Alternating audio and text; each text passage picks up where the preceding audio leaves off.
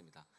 하나님이 우리에게 말씀하십니다. 오늘 말씀은 창세기 18장 16절에서 22절까지의 말씀을 우리 한 절씩 교독하도록 하겠습니다. 창세기 18장 16절에서 22절입니다. 제가 가진 성경책으로는 21페이지에 있습니다.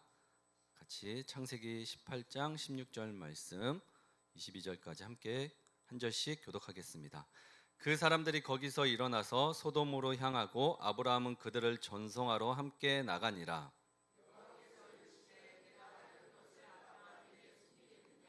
아브라함은 강대한 나라가 되고 천하 만민은 그로 말미암아 복을 받게 될 것이 아니냐.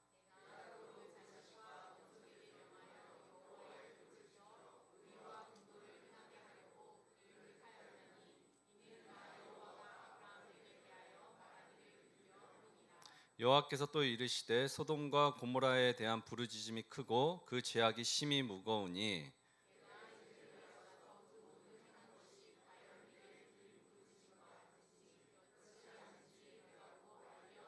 함께 읽겠습니다. 그 사람들이 거기서 떠나 소돔으로 향하여 가고 아브라함은 여호와 앞에 그대로 섰더니. 이 말씀을 하나님의 말씀으로 받겠습니다. 아멘. 네, 이 마이크만 끄고 마이크만 켜주시고 다 잠가주시면 좋겠습니다. 네, 안녕하십니까? 우리 서로 인사하겠습니다. 당신은 소중한 사람입니다. 당신은 소중한 사람입니다. 네, 여러분들 너무나도 귀하고 소중한 분들이십니다. 한 주간 잘 보내셨죠? 네, 잘 지내셨죠? 저도 잘 지냈습니다. 예배는 누구나 드릴 수 있지만 아무나 드릴 수 있는 건 아닌 것 같아요. 예배는 하나님이 인간에게 주신 가장 존귀한 특권입니다. 예배 안에 모든 구성 요소가 잘 담겨져 있으니까 예배 안에서 마음껏 하나님을 만나셨으면 좋겠어요. 오늘도 진심으로 예배드려 하나님의 크고 놀라우신 뜻, 우리에게 주시는 말씀들 삶에서 잘 누리시는 저와 여러분들 되시길 주님의 이름으로 축복합니다. 아멘. 지난주 우리는 조급함으로 인한 비용이란 제목으로 하나님의 말씀을 나누었습니다. 아브라함과 사레의 뼈아픈 실수가 아니죠. 인간적인 본능, 본성을 그대로 여과 없이 드러내고 인간적인 방법으로 이렇게 썼습니다. 자신들에게는 너무나도 중요한 하나님의 약속이 더디게 느껴지자 이제 수를 쓴 거죠. 기다림을 포기하고 하갈이라는 세상의 방법을 동원했습니다.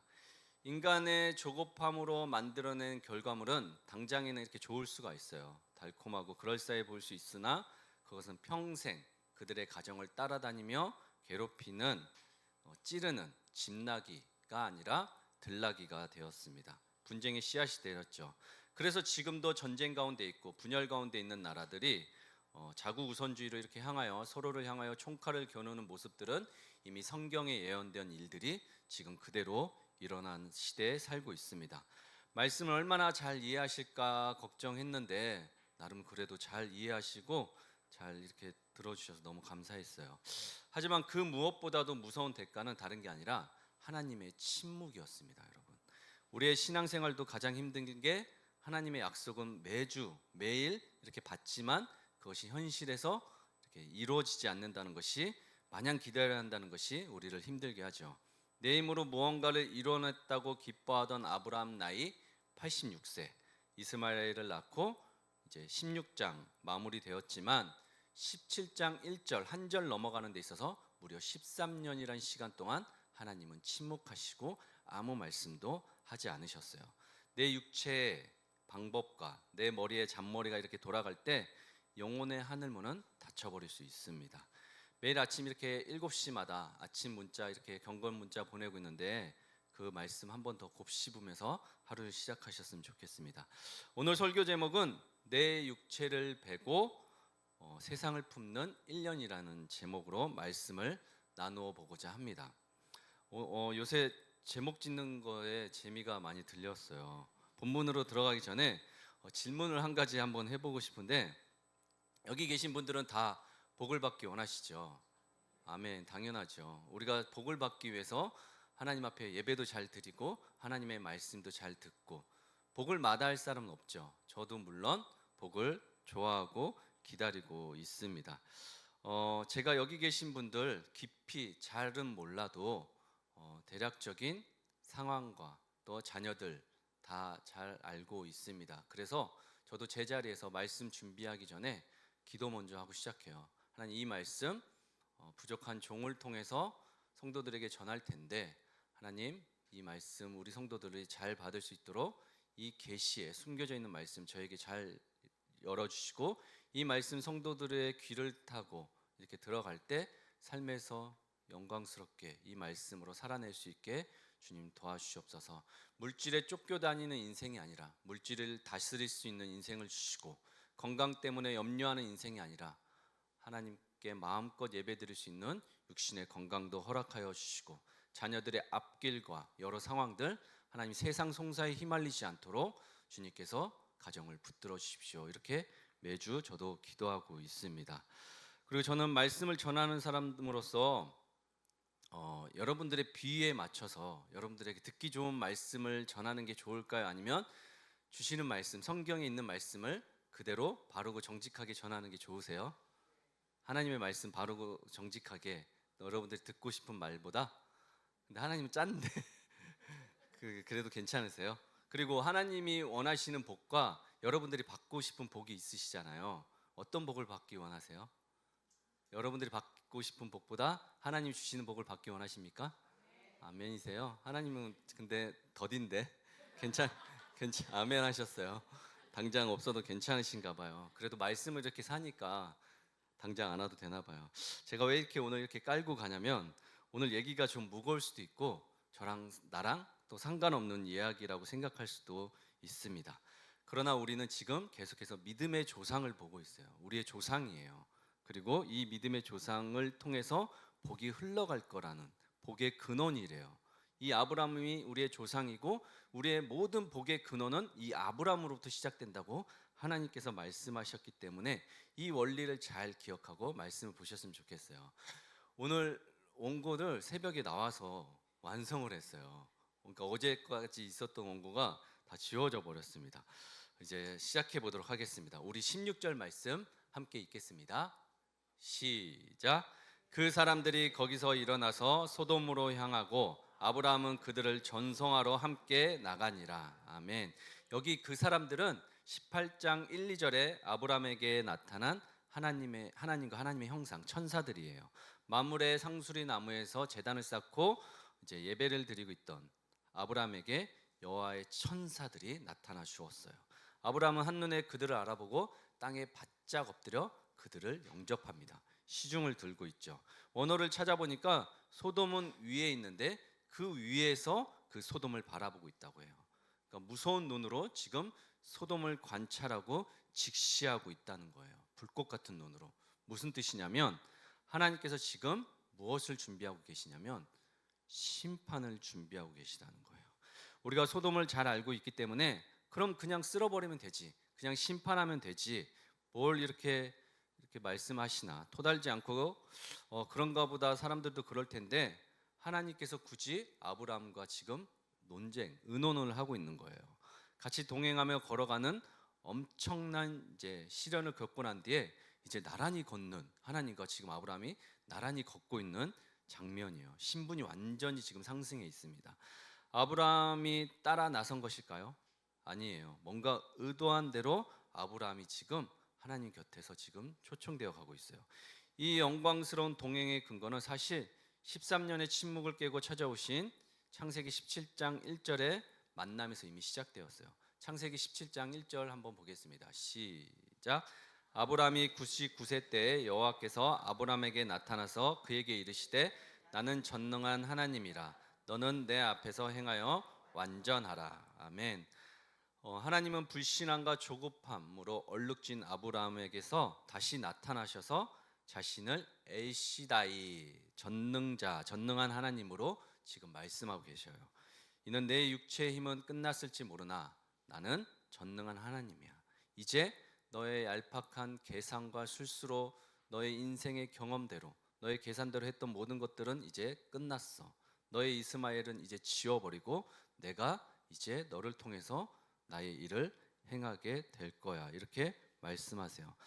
하나님도 서로 많이 알아서 이제 아브라함도 하나님을 알고 많이 경험했고 이제 하나님도 아브라함을 잘 알아서 이제 말로만 할 수 없고 어떤 무언가의 약속, 신뢰가 이제 있어야 되는데 이제 막바지에 이르면서 하나님께서는 아브라함에게 이제 말로만 하지 않고 이제 물리적인 어떤 방법을 이제 동원하시는데 그것은 신뢰의 상징인 표징으로 할례를 이제 행하신 겁니다. 할례는 물이란 뜻인데 자르다, 잘라내다, 표피를 베다 그런 뜻을 담고 있어요. 이것은 당시 유대인이나 오늘날 우리에게도 너무나도 중요합니다. 이 할례에 관해서는 근데 이 할례가 구원의 조건은 아니에요. 아브라함은 이미 창세기 15장에서 믿음으로 의롭다함을 얻었습니다. 그런데 믿음은 나와 하나님과의 그냥 주관적인 만남이에요. 객관화할 수 없는 거고 이걸 객관화하기 위해서 드러내기 위해서 그들을 언약의 몸의 표징으로 이렇게 삼으셨는데 남성의 표피를 잘라서 그것을 기억하게 하셨어요. 왜 아브라함에게 이름만 바꾸지 않고 굳이 할례까지 행하셨냐면 언약은 관념이 아니라 그냥 생각이 아니라 그냥 좋았다 그러고 끝나는 것이 아니라 단순한 약속과 감정을 넘어서서 몸의 표징을 남김으로써 너의 전 존재가 누구에게 속했는지 항상 기억하라는 뜻이 있어요. 혹시 여러분들 몸에도 그런 흔적이 있습니까? 하나님을 너무 사랑해서 뭐 십자가를 이렇게 지지셨어요? 아니죠? 예. 이거 이렇게 과시하거나 보여주기 위해서 보여주기 식으로 인간의 본성을 잘 알아서 그렇게 자기는 할례 받았다고 할례 받지 않은 사람들 무시하거나 또 이렇게 나누지 말라고 일부러 어디에다 행했냐면 은밀한 곳에 행했어요. 또 왜 생식기에다 행했냐면 할례를 행한 것은 너의 후손도 미래도 태어날 모든 자녀들도 내 언약 아래에 있다는 것을 기억하라는 뜻이 있어요. 그러니 함부로 사용해서는 안 된다. 하갈에게 한 것처럼 말이죠. 할례는 잘라내는 행위인데 이것은 단순한 의식이 아니라 육체의 자랑, 자기 주권, 자기 욕망을 끊고 없애라는 상징입니다. 아브라함이 이전에는 애굽 사람과 소돔 사람과 외부의 적들과 싸움이었다면 이거 굉장히 중요한 의미인데 이제부터는 어떤 싸움이냐면 내 자신과의 싸움이에요. 나와 하나님 앞에 서는 절제와 오래 참음으로 하나님께서 아브라함을 지금 빚어가고 계시는 거예요. 그리고 마지막으로 이 할례는 우리 주님이 이 땅에 오시고 나서부터는 하나님 백성됨의 표징으로 더 이상 육체적인 할례를 두지는 않습니다. 바울은 로마 교회와 갈라디 교회 또 에베소 교회마다 이 할례에 대해서 이 할례는 그림자일 뿐이라고 육체가 아닌 어디에다 할례를 행하라고 하냐면 마음에다 하라고 분명하게 가르치고 있어요. 그것이 로마서와 갈라디아서 골로새서에 이렇게 있습니다. 할례는 마음에 할지니 그리고 할례나 무할례나 효력이 없으나 사랑으로 역사하는 믿음뿐이라고 가르치고 있어요. 그리고 그 안에서 너희가 손으로 하지 아니한 할례를 받았으니 곧 그 할례는 어떤 거냐면 그리스도의 할례, 예수 그리스도의 십자가, 죽음 그리고 부활 그것이 더 중요하다고 이야기하고 있어요. 가장 중요한 것은 이런 거예요. 성경은 외형보다 더 깊은 차원으로 돌아갑니다. 하나님이 원하시는 것은 단지 몸에 이렇게 흔적이 아니라 마음이 베어지고 자아가 꺾이는 새로워지는 것을 의미해요. 오늘날로 적용한다면 할례를 어디에다 행해야 되냐면 내 생각, 내 마음, 내 가치관, 내 인격, 나 하는 자기중심적인 사고 이 모든 것이 할례 받아야 할 대상입니다. 지금 이 할례가 지금 오늘도 이 자리에서 예배드리는 것이 지금 우리가 할례를 행하는 시간인 것도 있습니다. 여러분들의 자아가 끊어지고 여러분들의 자아 중심적인 생각들이 더뎌지고 하나님의 말씀으로 채워지는 시간입니다. 17장 1절에서 완전하게 행하라고 하셔서 할례까지 마치고 이제 이름도 아브람에서 아브라함으로 사레에서 사라까지 이렇게 계명까지도 마쳤습니다. 아브라함 단순히 이제 그냥 집안에서 아버지에서부터 이제 아브라함 열방의 아버지 열방을 대표하는 그리고 집안의 이제 공주님에서 열국의 어머니가 되는 시간이었어요. 몸과 마음의 할례까지 마친 아브라함과 사라에게 하나님께서 드디어 말씀하시는데 오늘 18장 10절 말씀 함께 읽겠습니다. 시작. 그가 이르시되 내년 이맘때 내가 반드시 내게로 돌아오리니 내 아내 사라에게 아들이 있으리라 하시니 사라가 그 뒤 장막문에 들었더라. 아멘. 그들이 그토록 바라고 원했던 한 가지는 다른 게 아니에요, 여러분. 아브라함과 사라가 그토록 바랬던 원했던 것은 둘 사이에 태어난 아들이었어요. 상속자인데 그게 두루뭉실하게 이제 약속만 하신 것이 아니라 딱 내년 이맘때 1년 후라고 지금 얘기하고 있어요. 지금 아브라함이 99세니까 100세 때, 사라는 89세니까 90세에 이제 아들을 낳게 되는 거예요. 사라는 숨어서 이야기를 듣다가 어떻게 했어요? 피식 웃고 아주 조롱하고 있죠. 내 나이가 지금 몇인데, 나는 지금 생리도 끊겼고 아브라함이나 나나 늙어서 지금 무슨 재미 볼 게 있다고, 무슨 즐거움이 있다고, 우리 몸 하나 건사기도 힘든데 무슨 아들이냐고 그러면서 계속 뒤에서 조롱하고 웃었어요. 이 웃음은 냉소적인 비웃음이에요. 사실은 무례한 거예요. 사실은 자기 처지를 이제 생각해서 했던 웃음이죠. 허탈한 웃음입니다. 현실의 벽 앞에 갇힌 인간이 보일 수 있는 가장 실질적인 불신앙적인 웃음이었죠. 그런데 여러분, 하나님은 그 사례에 무례해 보일 수도 있는 그 웃음을 꾸짖지 않으시고 그걸 약재료로 사용하세요. 그래서 나중에 이삭의 이름을 이츠악, 그래서 그 이름의 뜻을 그가 웃는다라고 이렇게 약재료로 사용하셔요. 그가 웃었지만 하나님은 그거를 약재료로 사용하시는 거죠. 우리가 하나님 앞에서 이럴 때 있어요. 에이, 설마 무슨 이게 가당키나 하겠냐, 말도 안 된다, 어떻게 이런 일이 있을 수 있냐, 내가 살아본 경험으로는 이거는 되지 않는 일이야 하고 웃어 넘길 때가 있죠. 근데 그것이 이삭이 태어나는 순간일 수도 있습니다. 여러분들이 비웃고 말도 안 된다고 생각했던 그 말씀들이 이루어지는 순간이 반드시 있어요. 여러분들이 그것을 믿음으로 기억하고 가지고 사시면요, 여러분, 내 상식과 내 육체가 완전히 끝났다고 생각해서 나오는 그 허탈한 웃음을 하나님은 반드시 축복으로 바꾸실 수 있습니다. 역전시키십니다. 아멘. 그러니 끝까지 믿음의 끈을 놓치지 마시고, 막막하고 황당해 보여도 그 상황보다 더 붙들어야 할 것은 하나님의 말씀입니다.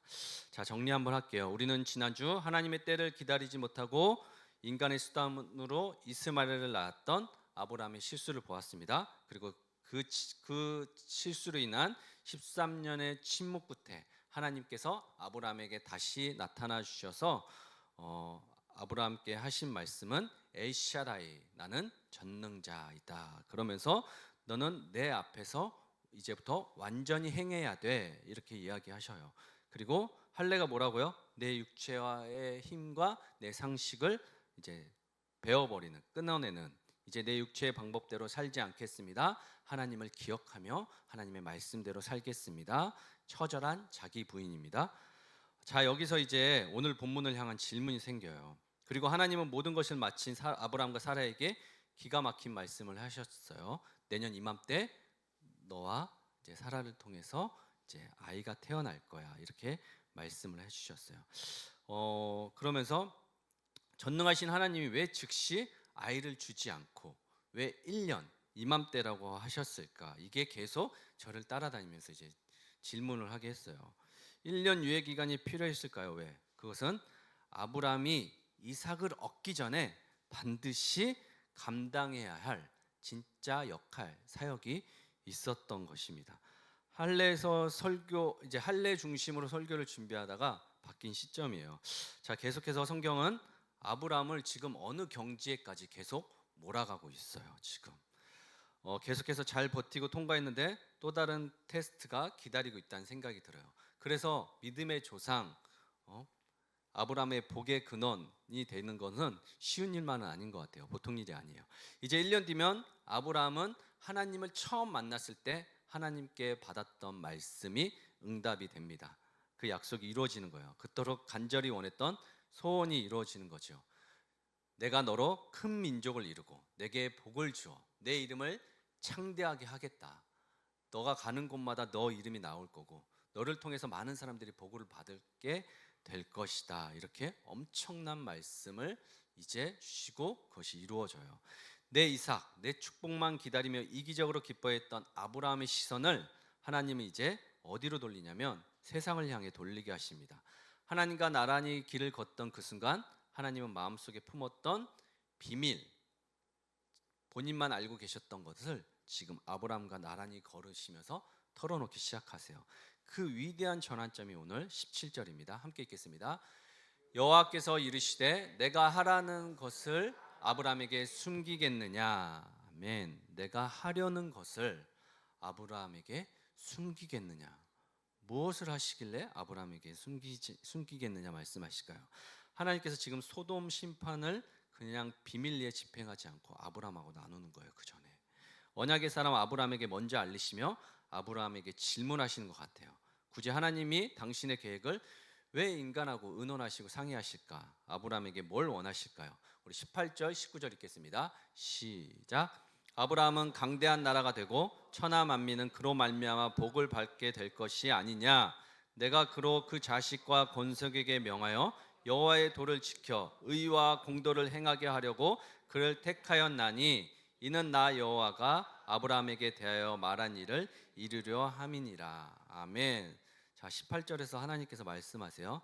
아브라함은 한 개인이 아니라 이름 그대로 열방의 아버지로 강대한 나라가 될 거야. 너는 그냥 니네 집안 하나 먹여 살리려고 태어난 존재가 아니야. 너는 열방을 다스리고 통치하고 너로 말미암아 한 나라가 살고 죽게 될 너무나도 중norm한 일을 맡게 될 거야. 앞으로 세상 모든 사람들은 아브라함을 인하여 복을 받게 될 것이다. 이건 그냥 어마어마한 축복이 아니라 뭐라고 할까요? 비교할 대상은 아니지만 어쩌면 신약에 오신 예수님, 예수 그리스도 같이 죄사함은 없지만 아브라함을 통해서 복을 받고 아브라함을 통해서 모든 열방이 하나님을 보게 되는 이런 엄청난 일을 지금 아브라함에게 말씀하세요.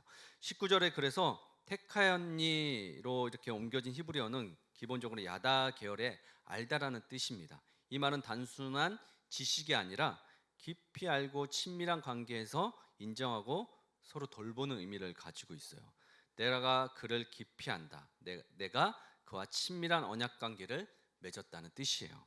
하나님이 아브라함을 먼저 아시고 찾아오신 이유는 그를 통해서 의와 공도를 행하게 하려고 이 구절의 핵심이자 아브라함을 부르신 목적이에요. 그러니까 아브라함 하면 뭐가 따라다니냐면 의와 공도를 가르치고 사람들은 그걸 알아야 된다는 거예요. 그럼 복이 임한다는 거예요.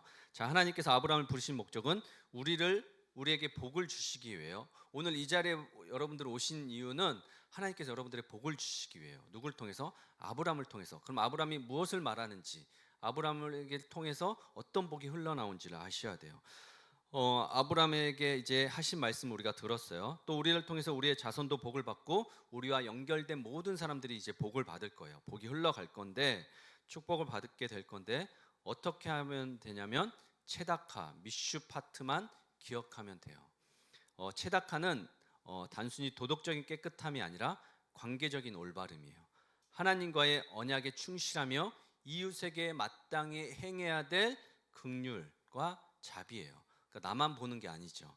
받을 자격이 없는 저에게 하나님께서 친절을 의를 베풀어 주셨던 것처럼 내게 상처 준 사람에게 먼저 손 내밀고 비즈니스 관계에서 손해를 보더라도 정직하게 행하고 식당이나 서비스 종사자들 이런 분들에게 함부로 대하지 않고 존중의 언어를 사용하는 것. 성경적 체다카는 마땅히 돌려줘야 될 몫을 다른 사람들에게 전해주는 거예요. 돌려주는 거예요. 내가 누리는 복이 내 실력이 아니라 내가 지금 누리고 사는 모든 것이 하나님의 복이고 은혜라면 그걸 흘려보내야 된다고요. 집안에만 나에게만 고여 있으면 안 된다는 거예요, 여러분. 어떤 것들도 다 이웃에게 흘려보내는 것이 체다카예요. 그리고 공도는 미슈파트인데 법적인 정의와 공정한 재판을 뜻합니다. 성경에서 미슈파트는 언제나 억울한 자, 누구에게 있냐면 고아와 과부, 나그네, 사회적 약자들, 우리 주변에 항상 있습니다, 여러분.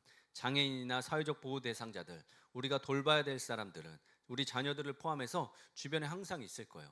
그 사람들은 뭐 하려고 우리에게 붙여줬냐고요? 우리가 돌보라고, 법적으로 공정하게 그들을 판단하라고.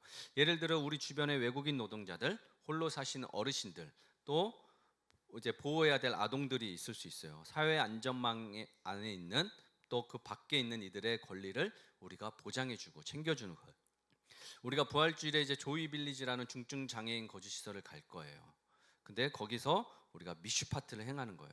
거기 계신 분들 잘 지낼 수 있도록 우리가 은혜 받은 자로서 그 은혜를 흘려보내는 일들을 하는 겁니다. 여러분, 체다카와 미슈파트는 세상 사람에게까지 요구하진 않아요. 잘 들으세요, 여러분. 이 체다카와 미슈파트는 세상 사람들에게까지는 요구하지 않아요. 그건 정의겠죠. 해도 되고 안 해도 되는 일들이에요. 그러나 하나님을 믿는 백성들, 여기 앉아있는 여러분들은 이 말씀을 들었기 때문에 하나님의 의와 공덕을 행하고 사셔야 되는데, 이 체다카와 미슈파트는 우리의 의무예요. 이건 하나님의 공의예요, 여러분. 하나님이 그러나 아브라함의 후손 아브라함의 복을 받으려면 그리스도인들은 여기까지는 하는 거예요. 여러분, 솔직히 말해 봅시다. 우리가 여기 왜 앉아 있어요? 우리의 기도는 늘 이삭에게만 멈춰 있어요. 하나님, 제 삶에 이삭을 주십시오. 내 자식 이삭처럼 축복받게 해주십시오. 내 사업 이삭처럼 기름 부어 주십시오. 이삭은 축복이에요. 하지만 오늘 본문 보세요. 하나님이 아브라함을 깊이 아시고 택하신 이유는 그 아이 이삭에게 있지 않아요. 그건 1년 뒤에 일어날 일이고요. 잘 살게 한 생명 잘 살고 잘 기르라는 목적으로 아브라함을 부르신 게 아니에요. 이삭은 그저 시작일 뿐, 목적지는 지금 어디로 가기고 있냐면 아이러니하게도 지금 소돔으로 향하고 있어요. 우리 20절에서 22절까지 읽겠습니다. 시작. 여호와께서 또 이르시되 소돔과 고모라에 대한 부르짖음이 크고 그 죄악이 심히 무거우니 내가 이제 내려가서 그 모든 행한 것이 과연 내게 들린 부르짖음과 같은지 그렇지 않은지 내가 보고 알려 하노라. 그 사람들이 거기서 떠나 소돔으로 향하고 가고 아브라함은 여호와 앞에 그대로 섰더니. 아멘. 지금 굉장히 중요한 얘기인데 20절과 21절 보십시오, 여러분. 하나님은 지금 소돔과 고모라의 죄악을 아브라함에게 낱낱이 고발하고 있어요. 아브라함에게 설명하고 있어요. 그들의 부르짖음이 크고 죄악이 심히 무겁다. 내가 직접 내려가서 확인하고 그들을 심판하려고 한다. 이것은 정보 공유가 아니라 하나님의 선포인데, 아브라함아, 내가 이제 저 소돔을 쓸어버리러 갈 건데 너는 내 약속을 받은 자야. 열국의 아버지라고 불리는 자야. 자, 나는 쓸어버리러 갈 건데 너는 어떻게 할 거냐는 거예요. 이 말을 들은 너는 어떻게 할 건지 물어보는 거예요. 하나님의 무거운 질문이 공중에 울려 퍼지고 있어요. 나는 저들의 악이 너무 지독하고 너무 악해서 나는 쓸어버리러 갈 건데 이 말을 들은 너는 어떻게 할 거냐는 거예요. 하나님은 아브라함의 마음속에 있는 본능적 감각을 지금 깨우고 의도적으로 심판의 칼날을 보여주고 있는 거예요. 여러분들 이런 소리 들으면 어떡하실 거예요? 여러분들 앞에 악인이 있어요. 악한 집단과 세력들이 있어요. 하나님이 그거 보고 계시겠어요? 쓸어버리러 가시겠죠. 여러분들에게 그렇게 말씀을 직접 해주세요. 나는 네가 그렇게 싫어하는 그거 나는 쓸어버릴게. 내가 죽여줄게. 하나님이 그러셔요. 그러면 여러분들이라면 어떡하겠어요? 빨리 가세요. 빨리 해결해 주세요. 빨리 없애주세요. 빨리 쓸어버리세요. 당연하죠. 그러시지 않겠어요? 저는 막 이게 저한테 질문으로 오더라고요. 그 말에 할 말을 잃고 아브라함은 하나님 앞에 딱 멈춰 서 있어요. 지금 하나님 앞에 아무 말도 못하고 멈춰 서 있다고 나와요. 요 앞에 그대로 섰더니. 야마드, 이것은 아브라함의 거룩한 멈춤이에요. 이 거룩이 지금 하나님에게서 나오는 게 아니라 아브라함에게서 나오고 있어요. 천사들은 이미 소돔을 향해 떠났어요. 심판의 시계는 돌아가고 있습니다. 그런데 22절 끝을 보십시오. 아브라함은 여호와 앞에 그대로 섰더니. 이 야마드는 단순한 정지가 아니라 재판장 앞에서 판결을 빼앗는 거예요. 누군가를 가로막고 막고 결연한 의지로 못 가게 하고 있는 지금 상황이에요. 아브라함이. 이해되셨죠? 여기까지는 엄청난 거예요. 아브라함은 지금 갈등하고 있어요. 지금 무슨 약속을 받았냐면 1년 뒤면 이삭을 나와 사례를 통해서 이루어 주실 거야. 그럼 나는 이제 사라하고 이삭 낳고 잘 먹고 잘 살면 돼요. 모든 것이 다 이루어졌어요. 그러려고 지금 사실 갈대아우로부터 애굽을 거쳐 가나안까지 이렇게 쎄 빠지게 고생해서 왔단 말이에요. 자기는 이제 이삭만 받으면 다 이제 해피엔딩 끝이에요. 근데 지금 하나님 앞에서 지금 막고 서 있는 거예요. 당장 달려가서 사라와 이 기쁨을 나눌 수도 있는데 그 발걸음을 떼지 못해요. 하나님의 고발을 듣는 순간 아브라함의 한쪽 귀에 무슨 소리가 들렸냐면 소돔의 울음소리가 들린 거예요. 아브라함이 지금까지 단 한 번도 이런 감정을 느껴본 적이 없어요. 아브라함은 지금껏 자기 집 식구, 자기 땅, 자기와 관련된 사람들에게만 모든 것이 이제 시선이 가 있어요. 그렇게 하나님과 1대1로 대면했었어요. 자신과의 문제로 실랑이를 벌였는데 자신의 문제를 확답받고 나서는 누가 낀 거예요? 지금 소돔이 끼었어요. 이것이 중보자의 멈춤이에요. 내 복 이삭의 취해 달려가는 발걸음을 지금 아브라함이 멈추었어요. 하나님의 심판 앞에 놓인 세상을 위해 그 자리에 그대로 서 있는 거예요, 여러분. 하나님은 아브라함이 바로 이 지점에서 멈춰서기를 기다리고 계셨던 거예요. 왜요? 아브라함을 통해서 우리가 복을 받아야 되니까. 아브라함이 복의 근원이니까 이거를 알라는 거잖아요. 그리고 23절에서 33절까지의 말씀을 요약하면 원래 33절까지인데 시간이 막 그럴까봐 제가 빨리 반복 구절이라 제가 설명할게요. 아브라함이 이제 멈춰 서 있다가 하나님께 가까이 가서 이야기해요. 정말 하나님, 그 소돔에 의인도 섞여 있을 수 있는데 그 소돔의 땅을 다 쓸어버릴 겁니까? 그럼 의인도 죽고 악인도 죽을 텐데 하나님, 만약에 그 소돔 땅에 50명만이라도 의인이 있으면 그 소돔 땅 좀 멸해 주시면 안 됩니까? 이렇게 아브라함이 얘기해요. 그랬더니 하나님께서 뭐라고 하시냐면, 아브라함아, 그래, 그 소돔 땅에 의인 50명만 있으면 내가 소돔을 멸하지 않을게, 그렇게 말씀하세요. 근데 아브라함이 그렇게 말하고 하나님이 또 그렇게 응답하시니까 아브라함이 혹시나 하는 마음에, 만약에 그러면 50명에서 5명을 뺀 45명만 있으면 어떡하실 거예요? 그랬더니 하나님이 또 45명만 있어도 내가 그 땅을 멸하지 않을게, 그렇게 말씀하세요. 그러니까 더 불안한 거죠. 45명보다 덜 있을 수도 있으니까. 근데 하나님, 40명이면요 40명도 멸하지 않을게, 주여 노하지 마옵소서. 만약에 30명이면, 그랬더니 하나님이 30명이라도 멸하지 않을게. 그러면서 아브라함이 어디까지 가냐면, 감히 주님 여쭙습니다. 만약에 20명이라도 하나님 멸하는 걸 좀 면해 주시면 안 됩니까? 그랬더니 하나님께서 20명이라도, 그 땅 그 나라에 20명만 있어도 내가 그 나라를 멸하지 않을게, 하나님께서 말씀하세요. 그런데 마지막으로 아브라함이 진짜 이번 한 번만 더 이야기하겠습니다, 그러면서 뭐라고 얘기해요? 10명만 있어도 되겠습니까? 하나님. 불안한 거예요, 아브라함이. 지금 50명으로 시작해서 10명까지 왔어요. 10명만 만약에 소돔 땅에 하나님을 아는 사람이 있다면, 하나님을 아는 것까지는 몰라도 악인들이 없고 그곳에서 선을 행하는 사람이 10명만 있더라도 하나님 그 땅 어떻게 하실 거예요? 그랬더니 하나님 뭐라고 하시냐면, 10명만 있어도 멸하지 않겠다고 얘기하세요. 아브라함이 거기서 멈췄어요. 뭘 멈췄냐면 더 이상 묻질 않아요. 아브라함은 생각했어요. 10명은 있겠지. 10명은 있을 거야. 북한에 10명은 없겠어? 이란 무슬림 국가에 10명은 없겠어? 하나님을 믿는 사람, 아는 사람, 의인이 그래도 10명은 없겠어? 하고 아브라함이 입을 딱 닫아요. 그리고 확신해요.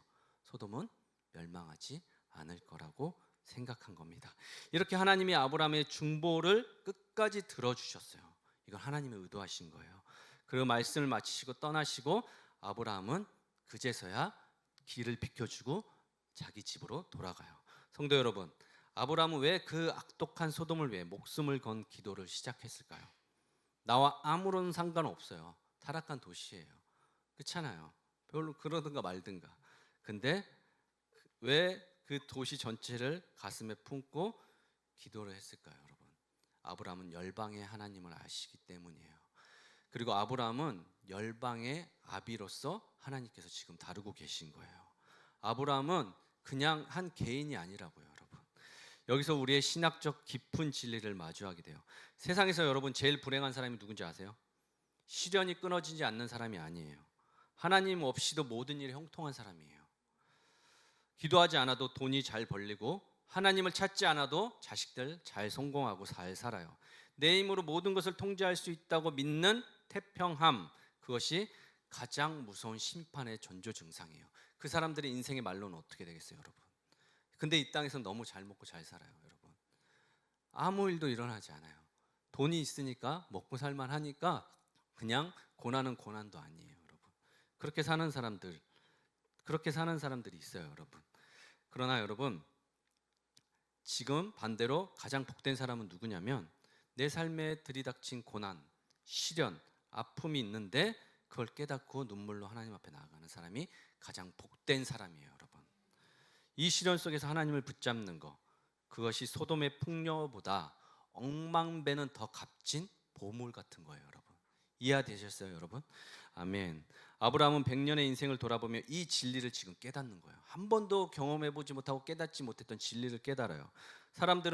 소돔 사람들은 비록 악하지만 그들은 스스로 하나님을 만날 능력이 없는 불쌍한 사람들이구나.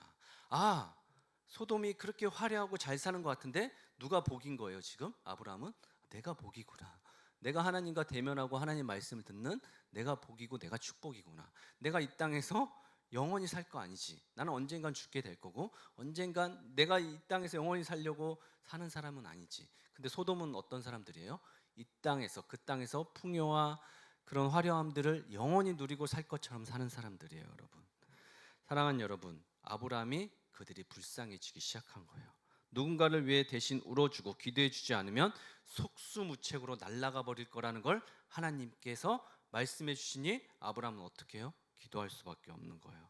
마땅히 구원받아야 할 불쌍한 영혼들임을 아브라함이 이해하기 시작한 거예요. 사람들은 소돔은 죽어야 돼, 없어져야만 하는 땅이야, 막 이렇게 말씀하시는 분들 계시더라고요. 하지만 저는 그렇게 생각하지 않아요. 소돔도 하나님께서 구원해 주셔야 될 땅이죠. 아멘. 하나님은 소돔을 멸망시키고 싶으셨던 게 아니에요, 여러분. 근데 그렇게 말하는 분들이 계셨더라고요. 저는 그렇게 알고 살았어요. 오히려 심판을 막아설 단 한 사람이 필요했던 거예요. 애타게 찾고 있었어요. 그걸 에스겔 22장 30절에 그대로 이야기하고 있어요. 함께 읽겠습니다. 시작. 이 땅을 위하여 성을 쌓으며 성 무너진 데를 막아서서 나로 하여금 멸하지 못하게 할 사람을 내가 그 가운데서 찾다가 찾지 못하였으므로. 아멘. 하나님의 애타는 목마름이 지금 에스겔 선지자를 통해 기록되어 있어요. 하나님은 무너진 소돔의 성벽을 몸으로 막아 주여 안 됩니다 외칠 중보자를 찾고 계셨어요. 아브라함이 바로 그 틈에 서서 두 손을 벌리고 하나님을 막고 있는 거예요. 그러나 하나님이 끝까지 찾으셨던 의인 10명조차 사실은 소돔에는 없었어요, 여러분. 그래서 마침내 심판이 이르렀습니다. 사랑하는 여러분, 그한교회 주보를 보세요, 여러분. 거기 5대 목표 마지막에 나와 있는데 그한교회 목표는 마지막 목표는 여러분들이 내신 귀한 헌금을 가지고 구제와 선교로 밖으로 흘려보내는 교회를 세우고 싶습니다. 우리 교회는 하나님이 허락하실 때 여기 안에만 있지 않고 드러내지 않고 밖에 있는 사람들 구제하고 섬길 거예요, 여러분. 될 수 있으면 선교도 계속 나갈 거예요. 제가 못 가는 한이 있어도 제 선교비를 형편 때문에 못 가는 성도들 계시면 그 성도님들에게 드려서라도 여러분들이 선교의 땅에 가서 하나님의 마음을 알게 할 거예요.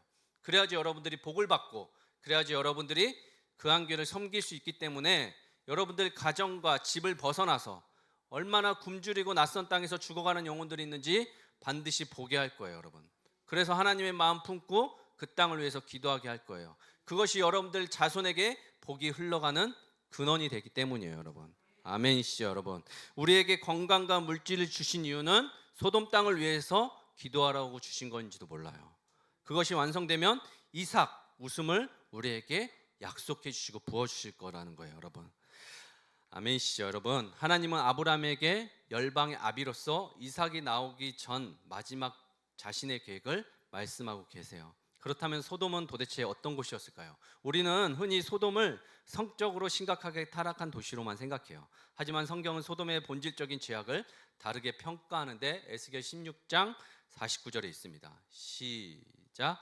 내 아우 소돔의 죄악은 이러하니 그와 그의 딸들에게 교만함과 음식의 풍족함과 태평함이 있으며 또 그가 가난하고 궁핍한 자를 도와주지 아니하며. 아멘.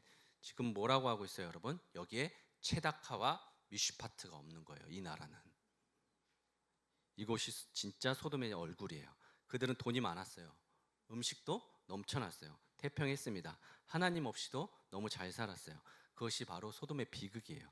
히브리 언어로 소돔은 불타다, 결박하다 이런 의미가 있는데 창세기 13장 10절을 보면 소돔은 겉보기에 어떤 땅이었냐면 에덴 동산과 같이 그런 땅이었다고 표현을 해요.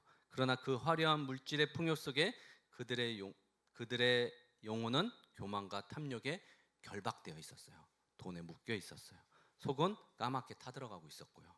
하나님을 찾을 이유가 없으니 가난한 자를 돌보는 체다카와 미슈파트는, 그런 공의와 자비는 완전히 실종된 땅이었어요. 그래서 결국 마침내 창세기 19장 24절 25절 아침이 밝았습니다.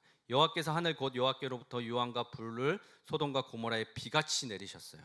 그 성들과 온 들과 성에 거주하는 모든 백성과 땅에 난 것을 다 엎어 멸하셨어요. 이게 하나님의 눈물이에요, 여러분.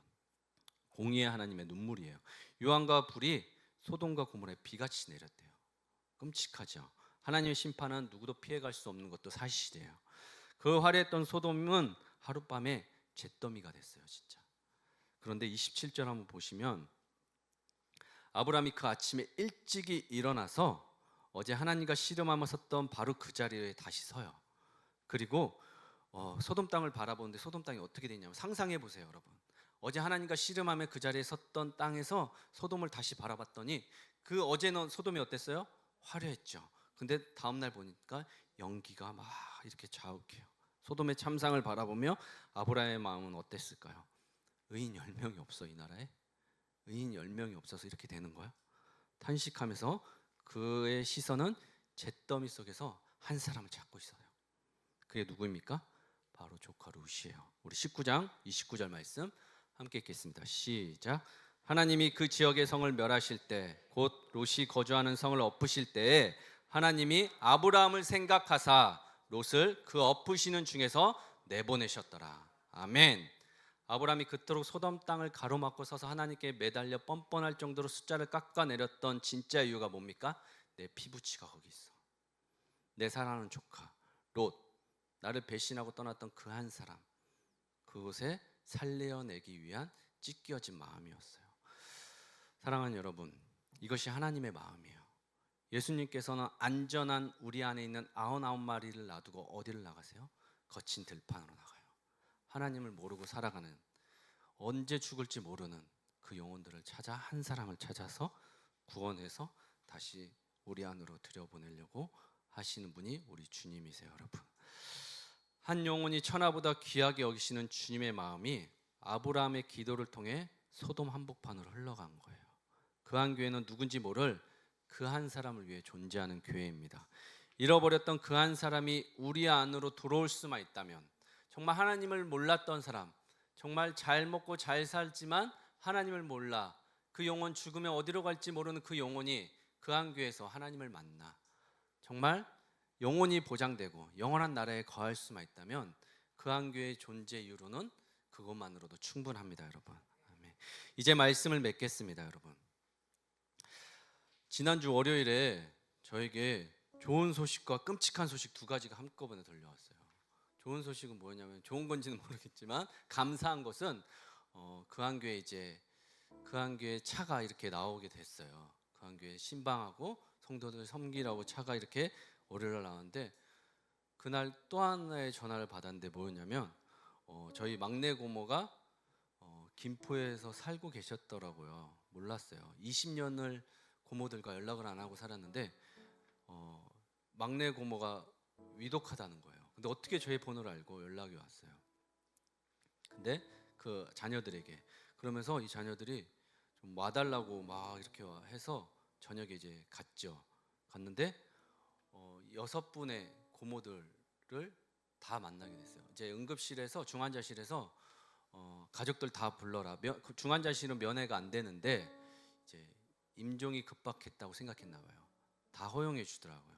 6분의 고모들, 각기에 흩어져 있던 6분의 고모들이 다 모이는 시간이 저녁 10시였던 거예요. 그래서 다 모여서 그 10시에 고모를 보러 들어갔는데, 중환자실을 이렇게 열리고 4명씩 이렇게 들어가는데 못 보겠는 거예요. 사람 거기는 왜 이렇게 정말 중환자들만 있더라고요. 사고 난 분들, 황달로 온몸이 노라신 분들, 그리고 칭칭 감겨 있는 분들, 심폐소생하고 계신 분들, 그리고 끝에 저희 고모가 온몸이 부어가지고 이렇게 칭칭 감겨서 얼굴도 다 감겨서 이제 인공호흡기로 겨우 호흡하며 누워 계시더라고요. 나이 막내 고모니까 연세가 별로 안 되셨어요. 63세예요. 근데 명절 때 잠깐 봤었거든요. 이제 많이 안 좋으시다 그래서 인사하고 갔는데 갑자기 뇌출혈로 이렇게 이제 돌아가실 지경이 된 거예요. 근데 그렇게 뵙고 나오는데 이제 이 고모들이 이제 이렇게 막 째려보죠. 20년 만에 만났는데 저희 집안에 사정이 있거든요. 그걸 여기서 언제 다 말하겠어요. 근데 고모들은 막 이렇게 째려보는데 저를 딸이 그 고모 큰 딸이 저를 오빠 하면서 저를 끌고 가더라고요. 그리고 거기에 이제 고모부가 계셨는데 저한테 그러는 거예요. 만약에 장례가 나면 너가 목사라고 하는데 오빠 목사님이시라면서요. 우리 엄마 장례 좀 치러줄 수 있어요? 그러는 거예요.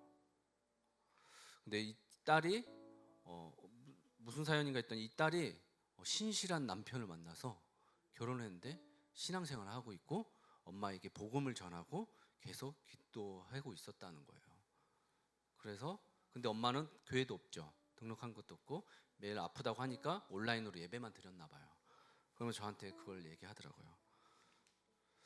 근데 무슨 생각이 났냐면 말씀 준비하면서 저희 집안이 소돔과 같은 땅이었어요. 극적으로 하나님의 특별한 계시와 섭리가 없었다면 저는 이 자리에 있을 수 없는 사람이에요. 저희 집은 믿는 집안이 아니었거든요. 우상으로 득실득실한 집이었어요. 그리고 다 잘 먹고 잘 살아요. 하나님 안 믿는 사람들이 더 잘 먹고 잘 살아. 각지에 흩어져서요. 그리고 항상 조롱했어요. 하나님 믿는다면서 구질구질하게 살고 하나님 믿는다면서 맨날 아프고 명 짧고 뭐가 이득이 있냐 막 이랬었거든요. 근데 하나님께서 그 소돔 같은 땅에 한 사람을 세우시고 그 한 사람을 통해서 구원이 임하게 원하신다는 마음을 저에게 주신 거예요, 여러분. 그래서 그랬어요. 걱정하지 마라. 엄마 영혼 걱정하지 마라. 하나님이 붙들어 계신다. 우리 같이 기도하자. 엄마뿐만 아니라 니네 고모들 좀 봐라. 니네 집 좀 봐라. 우리 집안 좀 봐라. 어떤지. 우리 기도해야 된다. 이 땅을 위해서 기도하고 우리 고모들을 위해서 기도하고 그 원수같이 밉고 그랬던 사람들을 위해서 우리 기도해야 된다. 그래야지 그걸 하나님이 기뻐하시고 그 복이 우리 후손에게 흘러간다. 제가 그 말들을 이렇게 하면서 걱정하지 말라고 이야기했습니다. 사랑하는 여러분, 오늘 우리가 살아가는 이 시대, 이 화려한 네온사인 뒤덮인 현대판 소돔이에요. 사실은 겉으로는 하나님 없이 너무나도 태평하고 풍족해 보이지만 영적으로는 결박되어 타들어가는 영혼들과 그런 사람들이 우리 곁에 있어요. 그들은 스스로 기도할 줄 몰라요. 어떻게 하나님이 나타나 주지 않으면 하나님을 알겠어요, 여러분. 다 죽어가는 사람들만 보여요. 싫어하던 못된 그런 것들, 악한 것들만 보여요. 거한교회는 나와 우리 가족, 우리 공동체를 넘어 황폐하고 메마른 땅, 소돔 같은 땅을 위해 기도하고 그곳에 죽어가는 롯 한 사람을 찾아서 반드시 구원해내야 합니다, 여러분. 교회는 우리끼리 모여 위로받고 우리끼리 배부르기 위해 세워진 저수지 같은 곳이 아니에요. 우리도 잘 돼야죠. 나도 잘 되고 우리 가족도 잘 되고 여러분들도 잘 돼야죠.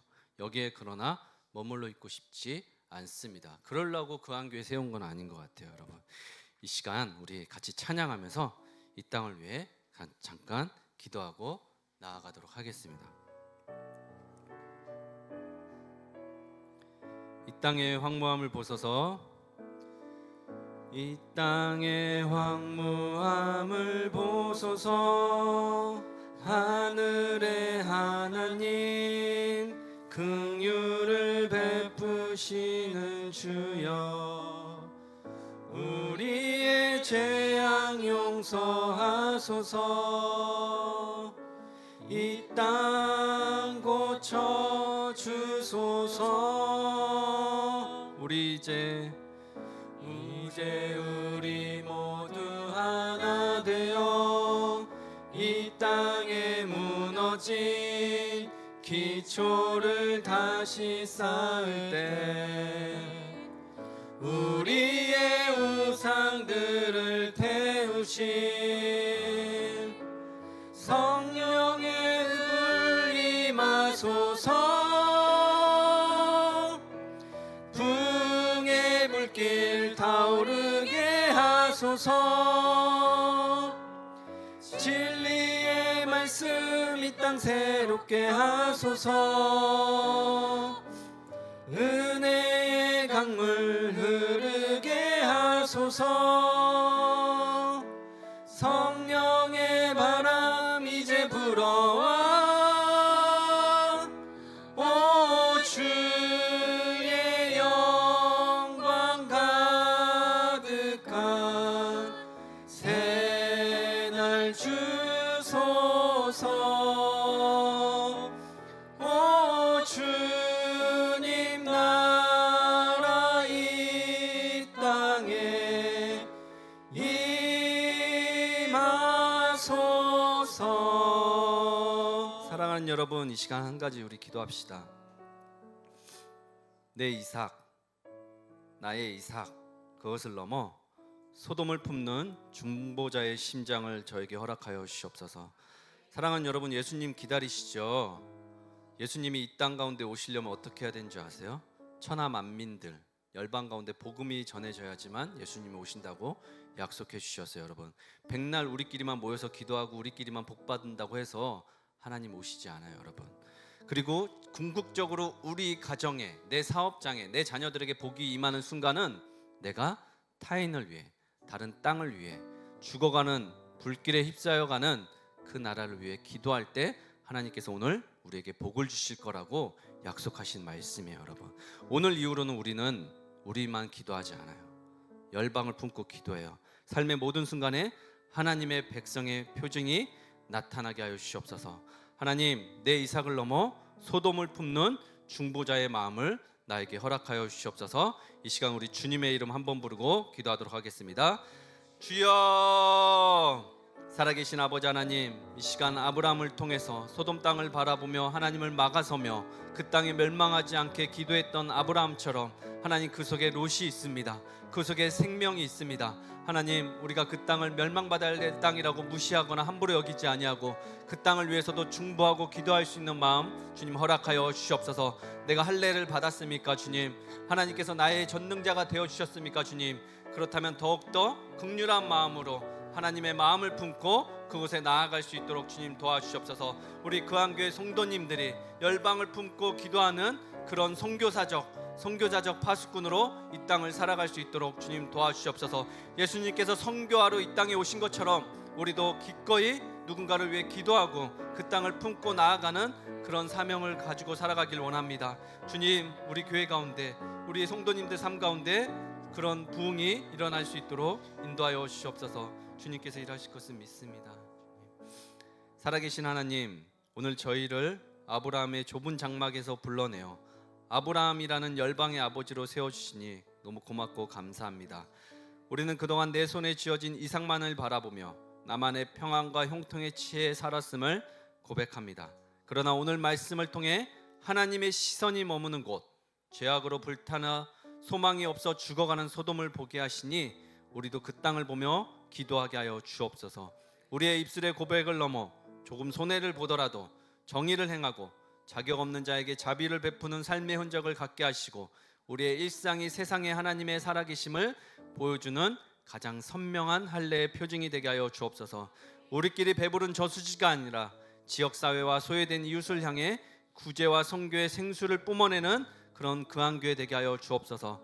다가올 조이빌리 사역과 우리의 작은 섬김들이 소돔 같은 세상에 복음의 꽃을 피우는 그런 기폭제가 되게 하여 주옵소서. 이 모든 말씀 우리를 구원하여 주신 살아계신 예수님의 이름으로 기도했습니다. 아멘.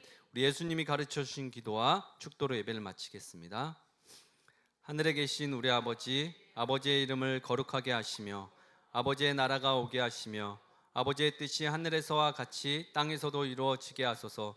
오늘 우리에게 일용할 양식을 주시고 우리가 우리에게 잘못한 사람을 용서하여 준 것 같이 우리 죄를 용서하여 주시고 우리를 시험에 빠지지 않게 하시고 악에서 구하소서. 나라와 권능과 영광이 영원히 아버지의 것입니다. 아멘.